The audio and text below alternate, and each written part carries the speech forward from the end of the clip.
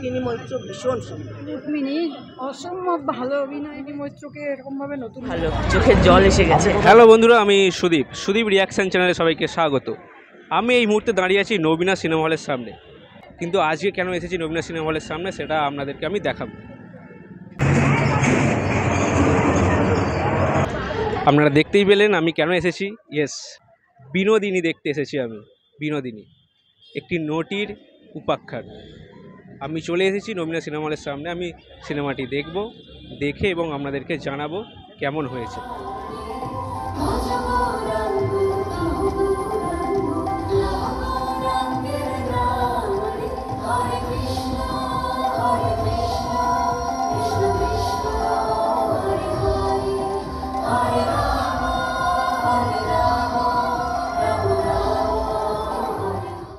Public রিয়াকশনটা আমাদেরকে দেখাই।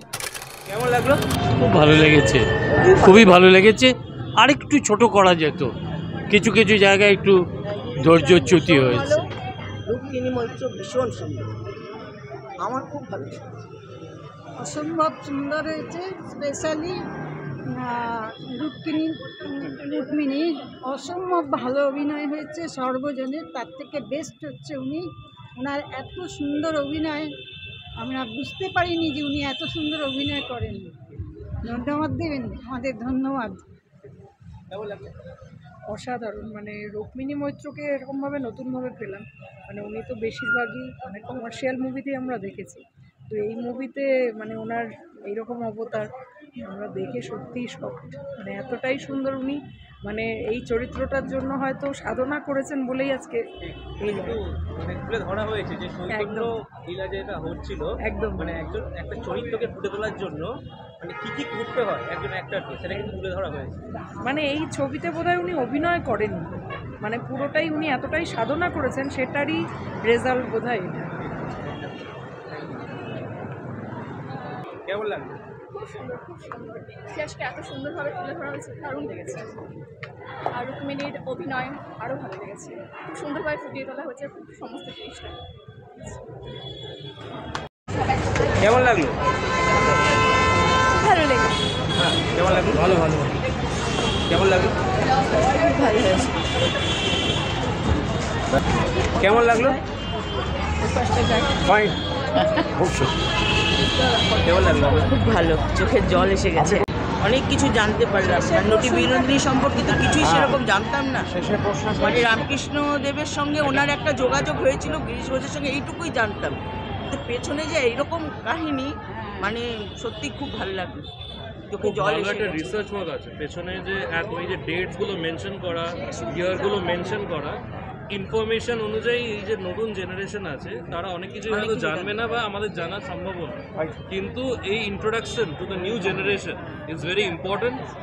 আর সেটা যে আমাদের মতন সাধারণ মানুষের সামনে যে আনা হচ্ছে বা আনা হয়েছে, আমার মনে হয় এটা আমাদের এই ওয়েস্ট বেঙ্গলের যে ছোট ম্যাপ উইদিন ইন্ডিয়া, এটা আমাদের দরকার to keep a connection with the past. History is nothing but an interpretation of the past, তাই না? তো it's a part of history. অনেক কিছু জানা যায়। এটা কিন্তু নাম চেঞ্জ করে বিনোদিনী থিয়েটার করা হয়েছে। হ্যাঁ, এটা লাস্টে মানে ওনার যেটা আশা ছিল, মানে সেটার জন্য উনি মানে এটা করেছিলেন। গিরিশ ঘোষকেও আমরা খুব রেসপেক্ট করি, অবভিয়াসলি রেসপেক্ট করবার মতনই, কিন্তু তারও যে একটা ছোট্ট একটা ডার্ক সাইড যেটার মাধ্যমে উনি হয়তো থিয়েটারটাকে বাঁচানোর জন্যই করেছিলেন, কিন্তু সেটা যে আমরা ভালোভাবে আরো জানতে পারলাম, সেটাও একটা ইনফরমেশন ইজ ইনফরমেশন। তো এই ঠিক আছে, থ্যাংক ইউ। মানে অসাধারণ হয়েছে, কোনো কথা হবে না। সব থেকে বড় কথা হচ্ছে রুক্মিণীদির অভিনয়। রুক্মিণীদির অভিনয় মানে এখানে মারাত্মক, মানে কোনো কথা হবে না। এই স্ক্রিপ্টটা মানে বিনোদিনীর যে চরিত্রটা, এটা মনে হয় আমাদের রুক্মিণীদি ছাড়া আর কেউ ফুটিয়ে তুলতে পারতো না। এটাই আমার মনে হলো দেখে। মানে অসাধারণ হয়েছে এবং খুবই ভালো লাগলো সিনেমাটি দেখে। আমরা সকলেই বিনোদিনী দাসীর জীবন কাহিনী কিছুটা হলেও জানি। তো আমি বলবো যারা সিনেমা প্রেমী বা যারা নাট্যপ্রেমী তাদের এই সিনেমাটা দেখা উচিত। আপনারা হলে আসুন এবং বিনোদিনী সিনেমাটা দেখুন। বিনোদিনী সিনেমাটা দেখলে আমরা অনেক কিছু ধারণা পাবো। বিনোদিনীর জীবন কাহিনী, বিনোদিনী কীভাবে নাট্য জীবনে এসেছিল এবং কি অভিনয় করেছে, সব কিছু মানে অসাধারণ অভিনয় করেছে আমাদের রুক্মিণীদি, মানে কোনো কথা হবে না। সিনেমাটা সেই লেভেলের হয়েছে, আমার এখনও জাস্ট রেস কাটছে না মাথা থেকে, মানে অসাধারণ কোনো কথা হবে না। রুক্মিণীদি তুমি ফাটিয়ে দিয়েছো, সত্যি তুমি ফাটিয়ে দিয়েছো। বাকি আরও যারা সব অভিনয় করেছে, যেমন মীর দা, তারপরে আমাদের কৌশিক স্যার, মানে সবার অভিনয় নিয়ে তো আমার কোনো কথা নেই, মানে কোনো কথা হবে না ওনাদের অভিনয় নিয়ে। মানে ওনাদের অভিনয় নিয়ে আমি কথা বলার মতো কেউ নই।